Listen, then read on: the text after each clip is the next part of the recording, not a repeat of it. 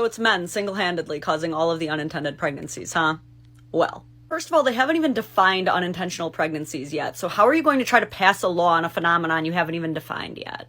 But implying it's only one person's fault for an unintended pregnancy is kind of whack, because if it's unintended, it was likely unintended by both parties. But if one party were more in control of that intention, there's really no evidence to suggest that it would be men. Hey, do any of you guys remember when Liz Jones admitted to stealing her husband's goof juice because she had baby fever and he didn't? There's actually a term for it, and it's called spurgling. Spurglars, the people who burgle sperm. Now, I hear you barking, big dog. Women aren't the only ones pulling this sneaky shit. I'm about to get into that. Men have been found guilty of and even tried in court for SA due to stealthing, which is sneakily removing the protective device without her knowledge. And either party can poke a hole in a rubber. These acts are known as reproductive coercion or birth control sabotage, and both are forms of intimate partner violence. However, none of that is what this bill is about, which is what people are celebrating, but they're completely misconstruing it. Yeah, I don't think most people actually read what this bill would do. So basically what this bill would do is give women the chance to civilly sue men for up to $5,000 the cost of labor and delivery after the fact and once paternity has been established. So there's no financial gain for the women and there's no punishment for the man. They just chose to phrase it with clickbaity, reckless abandon, I guess. You aren't suing for unintended pregnancy, you're suing for the cost of pregnancy. So if what you actually want is justice against the men and women committing these egregious acts of birth control manipulation, this actually isn't the bill for you. I hope we all learned a lot today about clickbait, reading comprehension, and spurgling. Ladies, hide your birth control. Men, bring your own condoms. And Ohio, good luck passing laws with words that you don't even know what they mean yet. Let's meet the woman who says she'll steal your man if you don't tell him he's handsome. I'm gonna message some girls' husbands, and I'm gonna show you their responses. To all you women who thought it was such a good idea to comment on my video nasty things, this goes out to you. I am gonna find your husbands today. We have the first account already picked, and I just want to see if her husband's attached. Yo, she's doing what? If you leave a mean comment on this girl's video, she will find your man, and she will message your man. She's like a Disney villain for Hallmark movie specials. So why are women leaving nasty comments on her videos? Well, Roxy made a video basically saying that if you don't tell your man he's handsome, she will. This led to many angry comments from married women, some attacking her appearance, attacking her moral character, some even wanted to literally square up and fight Roxy. And Roxy clearly did not take none too kindly to those comments. So this is what she chose to do, and here's the question. Did any of the husbands respond? I've got an update on the DMs for you. The first guy, Darren, actually deleted his Instagram. Pretty sure his wife did. 2 of the remaining 3 responded. But we're just gonna go to the first one. Said, hey, there's an account using your pics.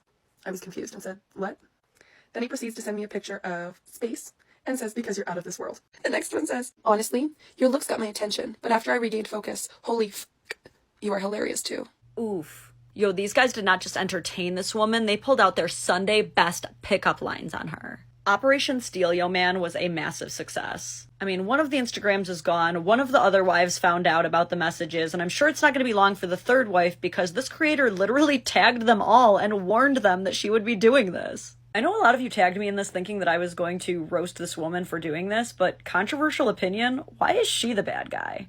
I counted 5 bad guys in this story. The 3 women who were so insecure in their marriage that they felt the need to put down this woman on the internet just for saying that she would compliment their husbands, and the 2 men who were entertaining this woman while married. But her, what did she do? She wasn't even in person to, influence them with her pheromones or some shit. She was a digital avatar. She says something really important here. But I want you to think about this.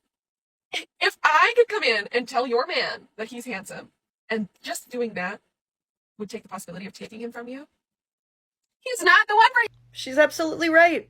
First of all, if you're not allowing your partner to receive compliments or validation from anyone outside of you, you're trapping them under your thumb. I love when people say my husband is handsome personally. Please feel free to leave a comment saying my husband is handsome. Which brings me to my next point, which is that the reason I'm okay with that is because I'm confident enough to know that there would be no issue if a woman told my husband he was handsome. Dude would just be like, thanks. And if she persisted in his DMs, he would just be like, do I know you? Are you a bot?